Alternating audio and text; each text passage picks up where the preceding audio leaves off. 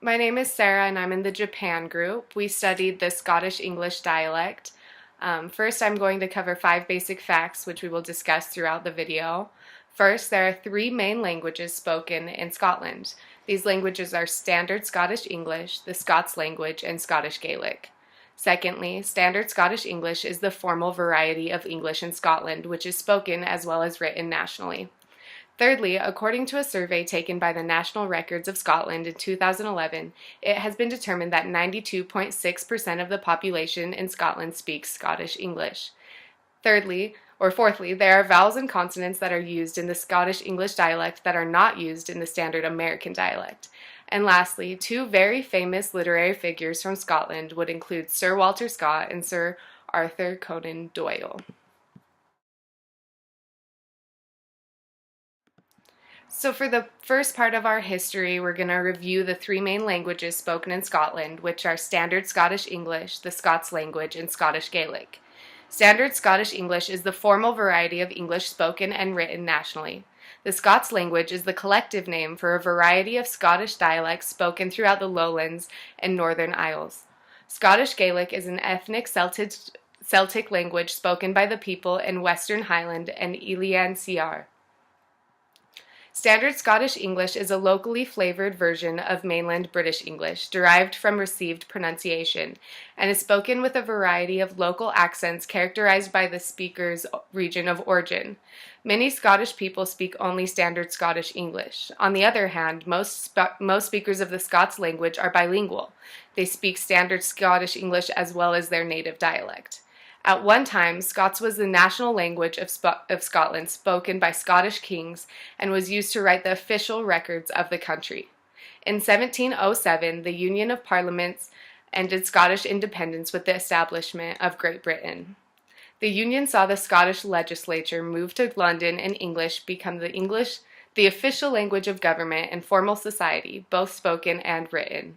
It became the socially prestigious form adopted by the middle classes who aspired to speak proper English. Between the period of 1707 to 1990, policies were introduced to discourage Scots and Gaelic in the Scottish education system, strengthening the position of Standard Scottish English as the language of religion, education, and government. In the 1720s, the new method of teaching English, based on English models of accent and language, was introduced to Scotland.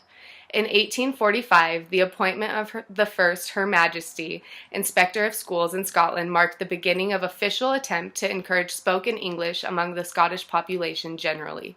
In 1872, the Education Act ignored Scots language and confirmed earlier moves toward Scottish-only education in Scotland.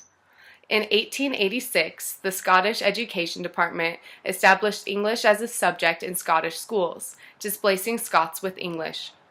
In 1925, the Secretary of the Scottish Education Department reported that while it was acceptable for children to be passively taught to read and understand approved texts in Scots, it is not the place of schools to teach active speaking and writing in the language.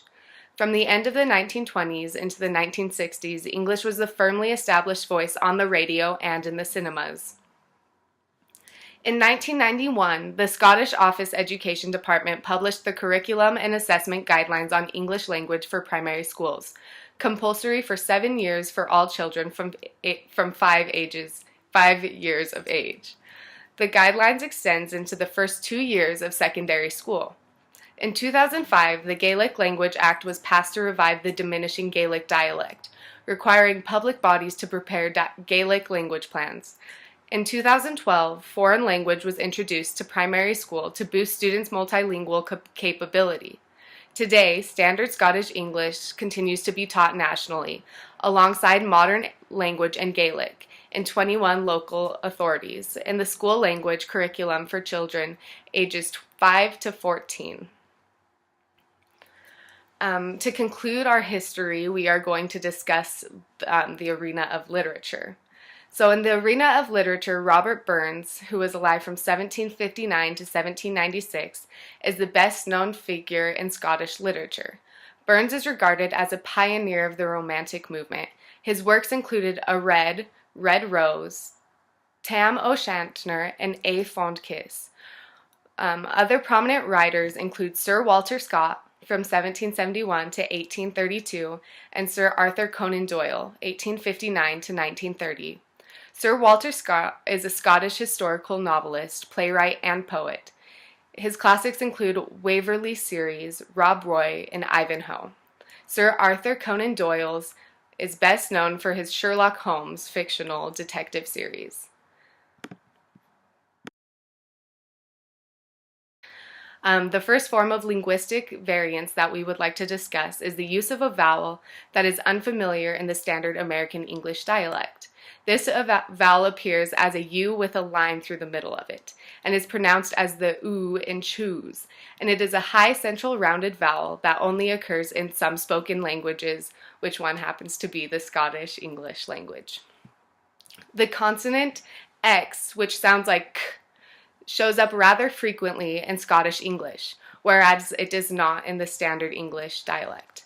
This consonant is popular in Scot names as well as Scot word borrowings. It is categorized as a voiceless velar fricative. The next linguistic variance I would like to point out is that there are frequent differences in what is grammatically acceptable in Scottish English and what is grammatically acceptable in Standard English.